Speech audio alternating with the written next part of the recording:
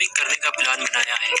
गुल्ली बुल्ली को daily use के लिए हल्के फुल्के कपड़े चाहिए और शॉन को तो कुछ समझ में ही नहीं आ रहा कि वो अपने लिए क्या खरीदे।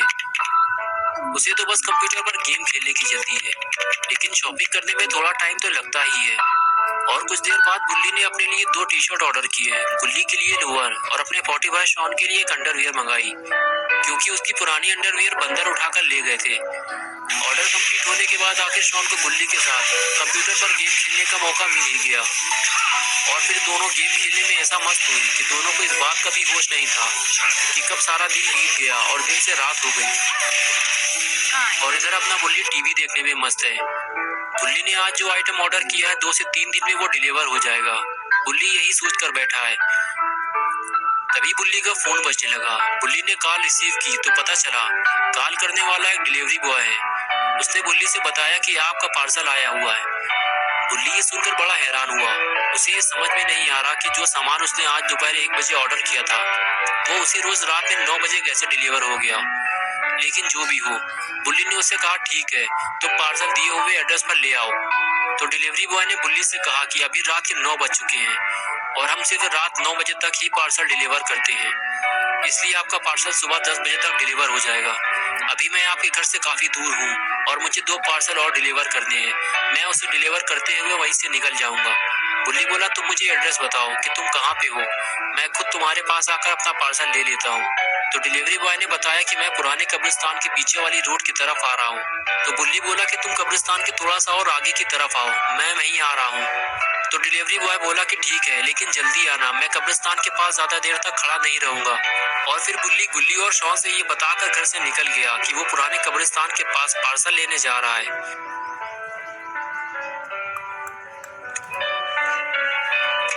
बुल्ली जैसे ही घर से बाहर आया तो उसे पता चला कि बारिश होने वाली है, लेकिन बुल्ली को ये उम्मीद है कि वो बारिश शुरू होने से पहले ही घर लौट आएगा, लेकिन ऐसा हुआ नहीं। बुल्ली जैसे ही कब्रिस्तान के करीब पहुंचा बारिश शुरू हो गई। कब्रिस्तान के इतने करीब पहुंचकर अब बुल्ली वापस भी नहीं जा सकता। डिलीवरी बॉय बुल्ली का इंतजार कर रहा होगा। बुल्ली अगर जल्दी डिलीवरी बॉय के पास नहीं पहुंचा तो वो वापस चला जाएगा। बुल्ली डिलीवरी बॉय को ढूंढता हुआ कब्रिस्तान के बिल्कुल करीब पहुंच गया, लेकिन डिलीवरी बॉय कहीं दिखाई नहीं दे रहा। यहाँ इतना अंधेरा है कि साफ देख पाना भी मुश्किल है। बुल्ली ने अपनी टॉर्च निकाली और डिलीवरी बॉय को ढूंढता हुआ आगे बढ़ गया।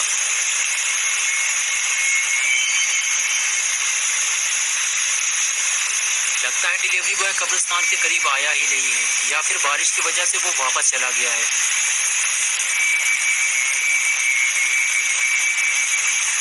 बुल्ली को भी यहाँ ज्यादा देर तक रुकना नहीं चाहिए। ये वीरान और पुराना कब्रिस्तान है। सूरज डूबने के बाद इस रास्ते से कोई नहीं गुजरता। कुछ लोगों ने तो यहाँ लाल आंखों वाले काले कुत्ते और सफेद बालों वाली चुड़ैल भी देखी है। तभी बुल्ली को टॉर्च की रोशनी में कुछ नजर आया, लेकिन वो साफ नहीं देख पा रहा है कि वो क्या है। उसे पास जाकर देखना होगा। बुल्ली ने जब पास जाकर देखा तो उसे पता चला कि वहां तो किसी आदमी की लाश पड़ी है।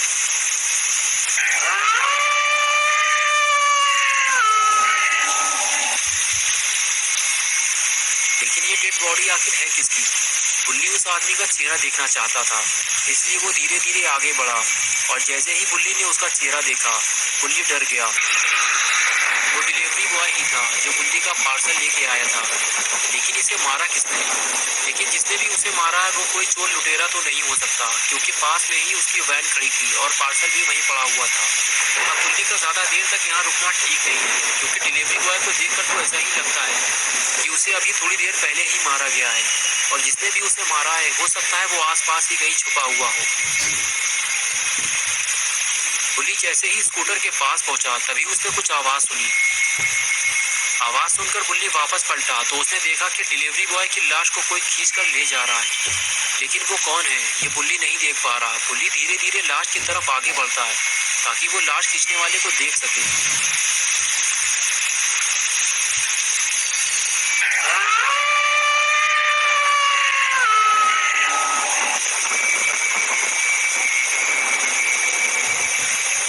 लेकिन बुल्ली जब तक वहां पहुंचा लाश गायब हो चुकी थी।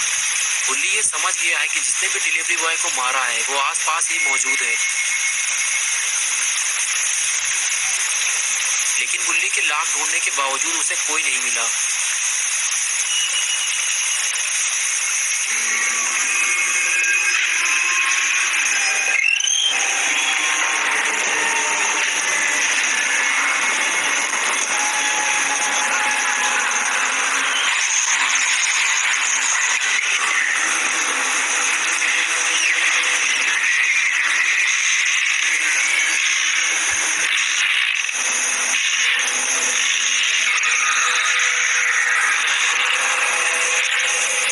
और इधर तेज बारिश होने की वजह से बुल्ली के घर की लाइट जा चुकी है और बचा कुचा इन्वर्टर भी इन दोनों ने गेम खेल खेल कर खत्म कर दिया है। घर में अंधेरा होने के बाद दोनों को बुल्ली की याद आई कि अब रात के 11 बज रहे हैं, बुल्ली अभी तक वापस नहीं आया। पुराना कब्रिस्तान भी घर से ज्यादा दूर नहीं है। बुल्ली शॉन से कहता है कि हमें कब्रिस्तान जाना होगा, लेकिन शॉन रात में कब्रिस्तान जाने से मना करता है।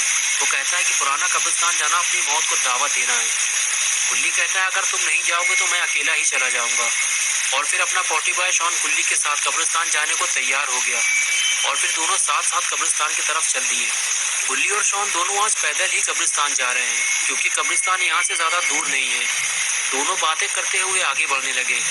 बुल्ली शॉन से कहता है कि तुम्हें उस औरत के बारे में पता है ना, जो कब्रिस्तान के मुर्दों पर जादू किया करती थी। जब लोगों को उसके बारे में पता चला तो लोगों ने उसे झाड़ू से पीट पीट कर मार डाला। शॉन बोला हाँ, उसको मारने के बाद कब्रिस्तान में दफन कर दिया गया था, लेकिन अगले रोज वो कब्र खुली हुई मिली थी और उस जादूगरनी की लाश भी गायब थी। हाँ, और उसके बाद से ही वो औरत चुड़ैल बनकर पुराने कब्रिस्तान में भटक रही है और लोगों का तो ये भी कहना है कि उनके मोहल्ले की कई बकरियां भी गायब हो चुकी हैं और ये सब उसी चुड़ैल का काम है। मुझे तो इस बात का डर है कि कहीं बुल्ली उस चुड़ैल के चंगुल में ना फंस गया हो। तभी शॉन कहने लगा कि वो देखो कब्रिस्तान आ गया है, अब उस चुड़ैल की बातें यहाँ ना करो।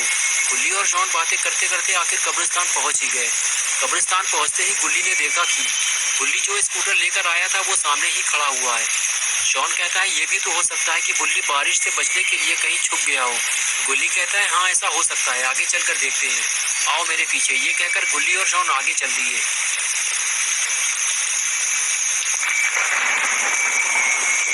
कुछ दूर आगे चलने के बाद बुल्ली और शॉन ने डिलीवरी वैन खड़ी हुई देखी। बुल्ली कहने लगा डिलीवरी वैन तो यहीं खड़ी है, लेकिन डिलीवरी बॉय कहाँ गया।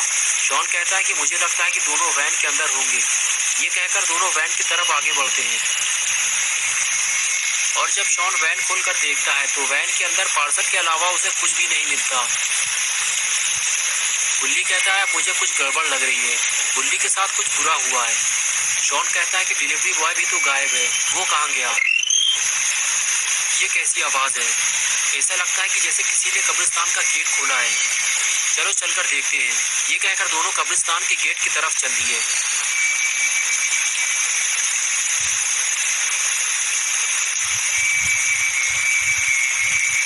पास आकर जब दोनों ने गेट देखा तो बुल्ली की बात सच निकली, गेट खुला हुआ था।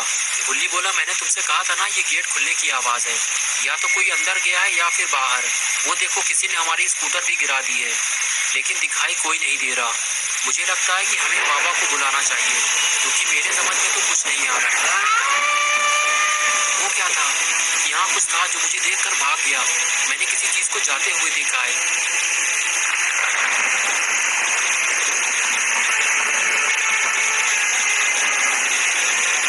शॉन बोला यहाँ तो कुछ भी नहीं है, कहीं तुमने अपनी परछाई तो नहीं देखी।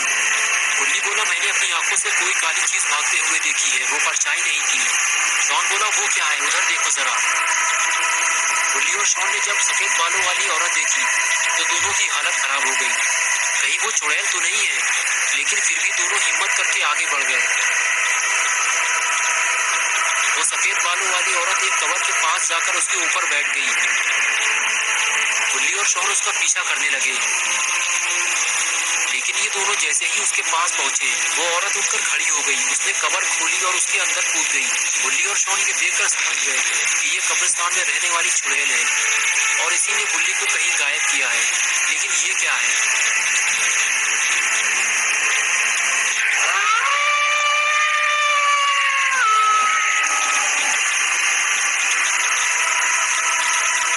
शॉन बोला ये दो पैर किसके हैं और इसका बाकी हिस्सा कहाँ है। बुल्ली बोला ये उसी चुड़ैल का काम है, ये मुझे डिलीवरी बॉय लग रहा है, चुड़ैल इसे आधा खा गई है। शॉन बोला अगर वो इसे खा गई है तो वो बुल्ली को भी खा गई होगी। बुल्ली ने कहा नहीं, मुझे लगता है बुल्ली कवर के अंदर है, हमें कवर खोलनी होगी, क्या कहते हो तुम? और फिर दोनों मिलकर कब्र का पत्थर हटाने लगे। और तभी तो दोस्तों, अगर आप इस स्टोरी का पार्ट 2 देखना चाहते हैं तो इस वीडियो को लाइक करें, चैनल को सब्सक्राइब करना और बेल